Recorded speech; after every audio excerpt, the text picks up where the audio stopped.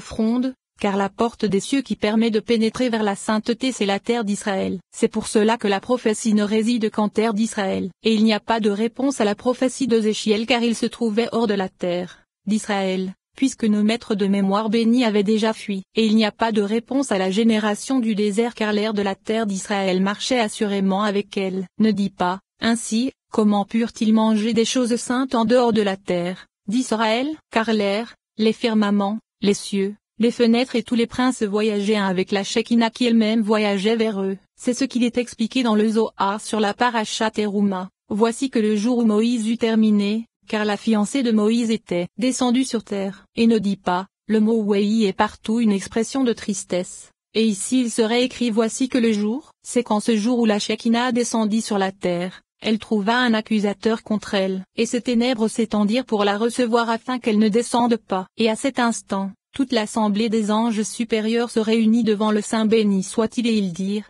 Maître du monde, toute notre clarté et notre lumière se trouvent avec ta glorieuse Shekinah. Et maintenant, elle descendrait vers les inférieurs. À cet instant, la Shekinah se renforça et déchira ces ténèbres obscures comme quelqu'un déchirerait des morceaux de tissu épais, et elle descendit sur terre. Et voyant tout cela, ils dirent, L'Éternel est notre Seigneur. Comme ton nom est puissant sur toute la terre, précisément puissant car il déchira de nombreuses forces puissantes. Et elle descendit sur terre pour régner sur tout. C'est pourquoi il est écrit Veillis c'est la tristesse que reçurent de nombreuses forces et factions le jour où la fiancée de Moïse descendit sur terre. Et nous connaissons le sujet des ténèbres. Et outre cela, il y avait un accusateur qui n'aurait laissé de place à aucune ouverture pour qu'elle puisse descendre s'il n'y avait pas eu de déchirement. Et outre cet accusateur, il y eut des forces saintes qui dirent, toute notre clarté et notre lumière est ce Torah. Mais lorsqu'elle descendit, elle n'eut besoin que de déchirer l'accusateur. En vérité, les forces saintes durent abolir les ténèbres qui formaient un bouclier l'empêchant de descendre. Et cette porte et cet air marchèrent avec eux jusqu'à l'entrée vers la terre d'Israël, c'est-à-dire vers l'emplacement qui lui était approprié. Et c'est là que se trouve le repos de la sainteté car c'est là que se trouve la porte des cieux comme nous l'avons expliqué. Chapitre 3. Maintenant, nous devons expliquer l'utilité de cette écorce et sa relation avec ce monde, car dire qu'elle sert à punir ne suffit pas. Car si nous posons la question suivante, toute l'essence du châtiment n'est-il pas causée par le mauvais penchant et par l'écorce? Alors s'il n'y avait pas d'écorce il n'y aurait pas de mauvais penchant? Nous dirons donc que cela signifie que leur création fut voulue par le Créateur pour les besoins du monde et des créatures, afin qu'ils reçoivent leur nourriture et leur subsistance de la force du jugement, de la bonté et de la droiture. Et s'il n'y avait que des anges sans libre arbitre dans leurs actes, le monde serait sans récompense pour ses actes puisqu'il serait obligé comme dans le cas des anges. C'est pourquoi il est indiqué que l'homme est doté de libre arbitre et qu'il oscille entre le mauvais penchant et le bon penchant. Car s'il veut par sa nature tendre vers le bien, le mauvais penchant se trouve à gauche pour l'accuser et le faire tendre vers le mal. Et lorsqu'il veut tendre vers le mal le bon penchant à droite se révolte et l'avertit avec les paroles de son Créateur, et ceci de façon à ce qu'il reçoive une récompense en fonction de son penchant vers l'un des extrêmes, que ce soit le bien ou le mal, et afin de donner à l'individu selon ses voies et le fruit de ses actes. Ainsi, le côté impur du serviteur qui se révolte contre son maître vient punir le méchant selon le nombre de ses méfaits, et le mal cherche le méchant afin de l'attacher du côté adéquat où il recevra son châtiment. Ceci est très bien expliqué dans le Zohar sur la Parashat Teruma. Tout ce que le Saint béni soit-il fit en haut et en bas n'est là que pour exposer sa gloire, est tout n'est fait que pour le servir. Ainsi, qui a déjà vu un serviteur se révolter et s'opposer à son maître, quelle que soit la volonté de son maître, lui deviendrait-il un opposant? La volonté du Saint béni soit-il, c'est que les fils de l'homme soient toujours à son service dans ce monde, et qu'ils empruntent la voie de vérité afin de mériter de nombreux bienfaits. S'il en est ainsi de la volonté du Saint béni soit-il, comment peut-il y avoir un mauvais serviteur qui incite à se dresser contre la volonté de son maître et détourne les hommes vers une mauvaise voie, les éloigne de la bonne voie et les fasse agir contre la volonté de leur maître? Car c'est assurément la volonté de son maître qui l'accomplira. Ceci est semblable au roi qui avait un fils unique et l'aimait énormément, et il lui ordonna avec amour de ne pas s'approcher d'une femme mauvaise car quiconque s'approcherait d'elle ne serait plus digne de pénétrer dans le palais du roi. Et ce fils promit avec joie d'accomplir la volonté de son père. Mais hors de la maison du roi, se trouvait une prostituée qui était belle à voir. Après quelques jours, le roi dit, « Je veux me rendre compte des dispositions de mon fils à mon égard. » Alors, il appela cette prostituée et lui dit, Va et séduis mon fils que je me rende compte de ses dispositions à mon égard. Que fit cette prostituée? Elle alla vers le fils du roi et commença à l'enlacer et à l'embrasser pour le séduire de toutes sortes de façons. Si son fils était droit et obéissant aux ordres de son père, il la réprimanderait et ne la suivrait pas mais la rejetterait. Et alors, son père se réjouirait de son fils et le ferait entrer dans les coulisses de son palais pour lui donner des cadeaux, des trésors et une grande gloire. Qui causa toute la gloire de ce fils? Il faudra dire que c'est cette prostituée. Et cette prostituée doit-elle être louée pour cela? Elle mérite assurément d'être louée sous tous ses aspects, car d'une part elle a accompli l'ordre du roi, et d'autre part elle a causé toute la gloire du fils et tout l'amour que le roi a envers lui. C'est pourquoi il est écrit: et voici que c'était bien c'est l'ange de la vie, et éminemment c'est l'ange de la mort car il est assurément éminemment bon pour quiconque accomplir les ordres de son maître. Viens et vois, si cet accusateur n'existait pas, les justes n'hériteraient jamais des trésors supérieurs qui sont leur part dans le monde à venir. Bienheureux sont ceux qui rencontrent cet accusateur, et bienheureux ceux qui ne le rencontrent pas. Bienheureux ceux qui le rencontrent et en sont sauvés car ils hériteront de tout le bien, de tous les délices et de tous les plaisirs du monde à venir. Et il est dit d'eux: aucun œil n'avait vu d'autre Elohim que toi agir de la sorte avec lui. Et bienheureux ceux qui ne le rencontrent pas car ils auraient hérité de la géhenne et auraient été chassés de la terre des vivants.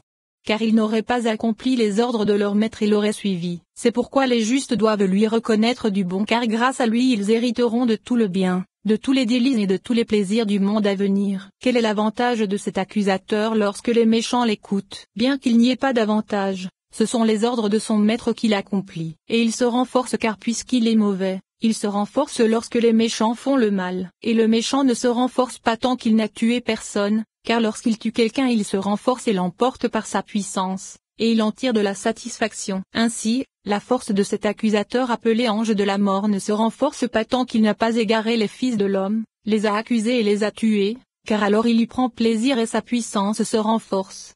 Lorsque le méchant l'écoute et qu'il domine, que le miséricordieux nous sauve. Et bienheureux sont ceux qui le vainquent et s'opposent à lui car grâce à lui il mérite le monde à venir. Et l'homme se renforce toujours avec le Saint Roi. C'est pourquoi il est dit: bienheureux l'homme qui place sa force en toi, dans le cœur duquel se trouvent les justes voix. Bienheureux soit-il dans ce monde et dans le monde à venir. Ces paroles sont explicites et pures comme de l'argent fin. Le sens de ce commentaire c'est que l'écorce est d'une grande nécessité pour le monde et pour les justes, et cela constitue également un bon argument vis-à-vis du mauvais penchant, c'est-à-dire qu'il est connu que l'action des racines supérieures sont transmises dans les mains de l'homme, comme lorsqu'il est dit: le rocher qui t'a engendré, tu le dédaignes, ou bien dans celui qui chevauche les cieux avec ton aide. Et il en est de même vis-à-vis de l'inversion de l'attribut de jugement en attribut de miséricorde, ou de l'attribut de miséricorde en attribut de jugement, comme nous l'avons expliqué dans la section sur l'essence et la gouvernance, et nous détaillerons ces sujets dans la section sur la Neshama, avec l'aide de Dieu. Et maintenant, il est indiqué que l'homme oscille entre le jugement et la miséricorde afin que grâce à ces deux branches il agisse en haut,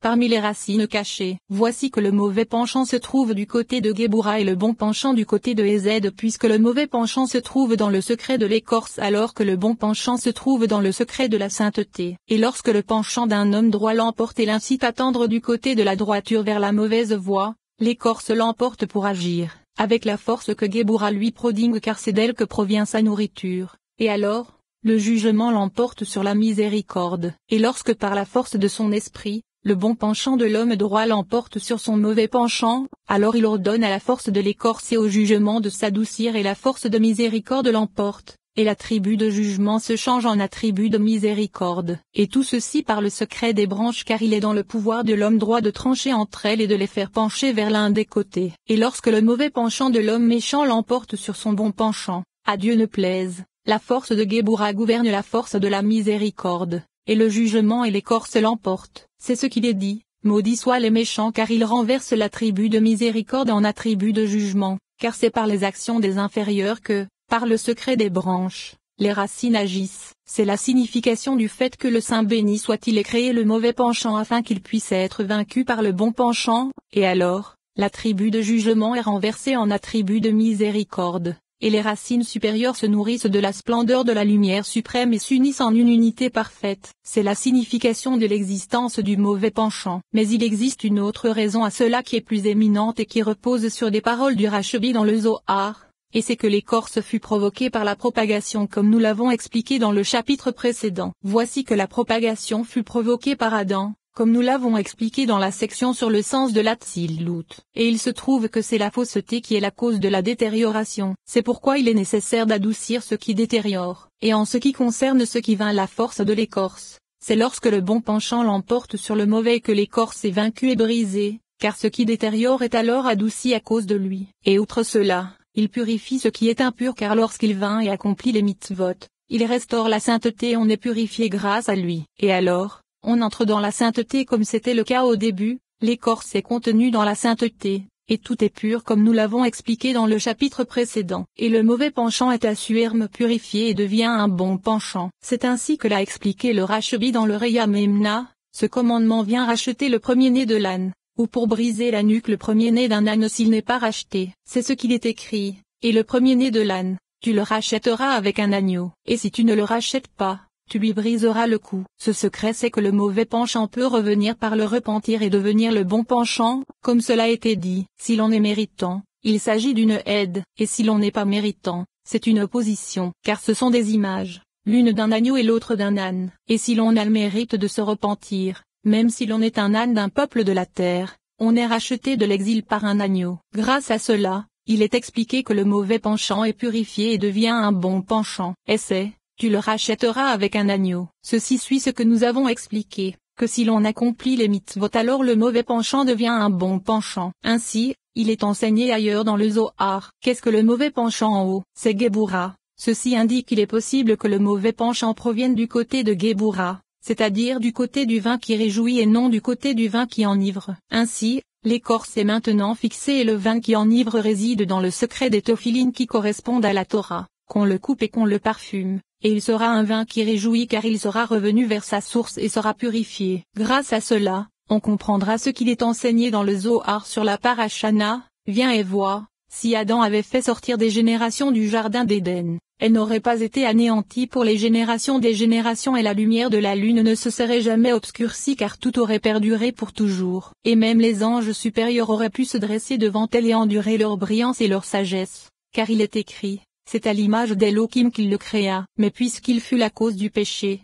il quitta le jardin et engendra des générations au dehors, et elles ne subsistèrent pas dans le monde car elles n'étaient pas adéquates. Rabbi Hizkiya a dit, ainsi, comment purent-ils y donner des générations? Car si le mauvais penchant ne s'était pas propagé sur lui et qu'il n'avait pas péché, il aurait été seul dans le monde et n'aurait donné aucune génération. De la même façon, si Israël n'avait pas péché par le veau d'or et n'avait pas propagé le mauvais penchant sur lui, il n'aurait jamais donné de descendance et aucune autre génération ne serait venue au monde. Il lui dit, si Adam n'avait pas péché, il n'aurait pas donné de descendance du côté du mauvais penchant, mais il aurait donné une descendance du côté du souffle saint. Car à partir de là, il ne donna de descendance que du côté du mauvais penchant, et puisque toutes les générations des fils de l'homme proviennent toutes du côté du mauvais penchant, c'est pourquoi elles n'ont aucune existence ni aucune persistance car l'autre côté s'est mélangé à eux. Mais si Adam n'avait pas péché et n'avait pas été chassé du jardin d'Éden, il aurait engendré une descendance du côté du souffle saint, car les saints sont comme les anges supérieurs et subsistent pour les générations des générations comme les supérieurs. Et puisqu'il pécha et engendra des enfants hors du jardin, et qu'il ne mérita pas de les engendrer dans le jardin, ils ne perdurèrent même pas pour s'enraciner dans ce monde jusqu'à la venue de Noé et ce Torah. Voici que dans ce commentaire, il est dit que lorsqu'il se trouvait dans le jardin d'Éden il avait la force d'enfanter du côté du souffle saint, et il propagea sur lui le mauvais penchant, ce qui fit en sorte que la force de l'écorce l'emporta sur lui. Ainsi, il était nécessaire qu'Adam se fixât, adoucit le mauvais penchant et restaura le vin qui réjouit à sa racine, comme nous l'avons expliqué. Chapitre 4. L'objectif est maintenant d'expliquer à propos des écorces, le fait qu'elles ont 10 séphirotes et 7 palais, tout comme dans le cas de la sainteté, car elles font face à la sainteté comme un singe face à un homme, et tout comme le côté de la sainteté propage le chefa et la nourriture à toutes ces créatures pures, de même l'écorce propage et prodigue la nourriture et le chefa aux nombreuses créatures qui se trouvent de son côté. Et c'est le sens de l'interdit et du permis, de l'impur et du pur, de l'impropre et de ce qui est autorisé, car tout comme le côté de la blancheur et de la pureté provient du côté de Ézède qui est l'image de l'ancien, devant la tête blanche, tu te lèveras, de même il existe une blancheur dans l'impureté et l'écorce, et c'est le vieux mécréant qui dévaste et enracine la dévastation et la ruine totale. Et tout comme il existe un rouge permis et un sang pur du côté de Geburah, car c'est le côté qui revient vers l'arbitrage pur, et c'est quiconque contrôle son tempérament comme nous l'avons expliqué plus haut. De même il existe un rouge et un sang impur et interdit.